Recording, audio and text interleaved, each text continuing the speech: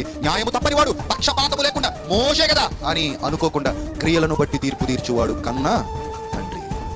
మోషేను విడువలేదు.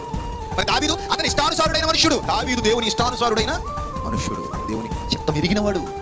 అలాంటి దావీదును వదిలేశాడా? నో. అన్యాయమే చేయువానిని అన్యాయమే చేయనిమ్ము, అపవిత్రునిగా ఉన్నవానిని అపవిత్రునిగా ఉండనిమ్ము. పరిశుద్ధుడై ఉన్నవానిని పరిశుద్ధునిగా బ్రతకనిమ్ము, అక్రమములనే చేయువానిని అక్రమమునే చేయనిమ్ము. నీతిమంతుని నీతిమంతునిగా కొనసాగుతూ ఉండనిమ్ము. ఎవని క్రియలకు తగిన ఫలమును వానికిచ్చుటకు తాను ఇదిగో త్వరగా వచ్చుచున్నాడు, ఇదిగో త్వరగా వచ్చుచున్నాడు. మోషేను విడిచిపెట్టలేదు, దావీదునే బదలలేదు.